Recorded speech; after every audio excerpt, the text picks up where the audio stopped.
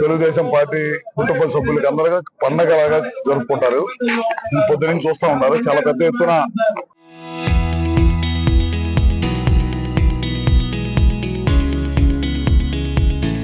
దాదాపు అద్దం కాన్స్టిట్యూన్స్ లో 12 క్లస్టర్లు ఉన్నాయి.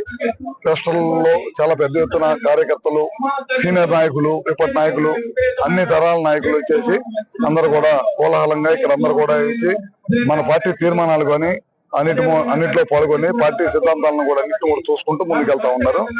అదేవిధంగా ఇవాళ మహిళా సాధికారత మీద మన పార్టీ తీసుకుంది. ఎందుకంటే మీరు చూస్తా ఉన్నారు 30%, 33% రిజర్వేషన్ మహిళలకు ఇవ్వాలని చెప్పి మన పార్టీ కూడా దానికి సపోర్ట్ చేసింది ఆ బిల్లుకి. అదేవిధంగా స్వర్గీయ నందమూరి తారక రామారావు గారు పార్టీ పెట్టిన దగ్గర నుంచి కూడా మహిళలకు ఆస్తులు సమాన హక్కు కానీ ఇట్లాంటి కార్యక్రమాలు అన్ని కూడా చేశారు. ఒక పక్కన ఎలక్షన్లు 2024 ముఖ్యమంత్రి చంద్రబాబు నాయుడు గారు మళ్ళీ 4సారి ముఖ్యమంత్రి అయిన తర్వాత అపోజిషన్ ఉన్నప్పుడు ఏదైతే చెప్పామో సంక్షేమం అభివృద్ధి కార్యక్రమాలు అన్ని కూడా ఒకదాని తర్వాత ఒకటి నెరవేర్చుకుంటూ అన్ని కూడా ముందుకు తీసుకుని వెళ్తున్నారు. పెన్షన్లు చేశారు. ఆక్వా రైతులకి ఇబ్బంది లేకుండా ఉండటం కోసం రిజిస్ట్రేషన్ చేయించుకొని వాళ్ళందరూ కూడా 12,000 మంది పైచీలకు ఉన్నారు. వాళ్ళందరూ కూడా ₹1.5కి కరెంట్ ఇస్తామని చెప్పాం.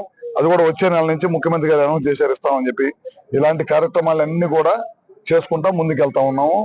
గడిచిన 5 సంవత్సరాలు తెలుగుదేశం పార్టీ నాయకుల్ని, కార్యకర్తల్ని అందరిని కూడా ఇబ్బంది పెట్టి విచ్ఛిన్నం చేయాలని చెప్పి ప్రయత్నం చేసి అతనే విఫలమైపోయి 11 సీట్లకు పరిమితం అయ్యాడు.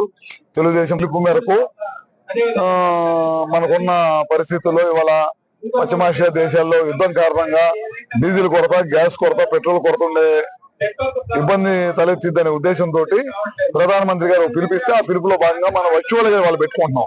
వర్చువల్ గా పెట్టుకున్నా సరే మనం బ్రహ్మాండంగా గ్రామ స్థాయి నుంచి, మండల స్థాయి నుంచి, నియోజకవర్గ స్థాయి నుంచి అందరూ కూడా నాయకులు, కార్యకర్తలు, సీనియర్ లీడర్స్ అందరూ కూడా ఒక తాట చేరి అందరూ కలిసిమెలిసిగా మాట్లాడుకుంటూ ఇవాళ ఒక మంచి పండగ వాతావరణంతో ఇవాళ కార్యక్రమం జరుపుకున్నాం.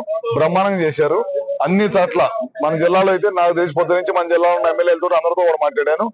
అన్ని క్లస్టర్లో కూడా కార్యకర్తలు వీళ్ళందరూ కూడా ఉత్సాహంగా వచ్చారు.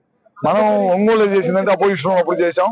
మనల్ని చాలా అణిచివేస్తున్నారు. ఆ టైంలో మన కార్యకర్తలు బయటికి రావడానికి ఇబ్బందిగా కూడా ఉన్న టైంలో మనకి మహానాడు పిలుపునిచ్చాము. ఒంగోలు కని విని ఎరగని రీతిలో 5 లక్షల మందితో చేయడం అంటే అది సాధ్యమయ్యే పని కాదు. ఆ రోజు ఆ టైంకే చెల్లింది. అది బ్రహ్మాండంగా చేసాం. అది అందరం కూడా వచ్చి ఇది ఒక కొత్తగా తీసుకున్నాం వర్చువల్ గా కూడా. దానికి రెగ్యులర్ గా చేసేదానికి తగదన్నట్టే ముఖ్యమంత్రి గారు ప్లాన్ చేసి అందరికి గడిచిన 15 రోజుల నుంచి ఆఫీసులో ఉండి, తెలుగుదేశం పార్టీ ఆఫీసులో ఉండి అన్ని విషయాలు ప్రజల్ని అవగాహన కలిగిస్తా, మన క్లస్టర్ ఇన్ఛార్జీలని, మన బూత్ ఇన్ఛార్జీలు అందరూ అవగాహన ఇస్తా ఇట్లాంటి కార్యక్రమం చేయాలని దానికోసం పెట్టి బ్రహ్మాండంగా సక్సెస్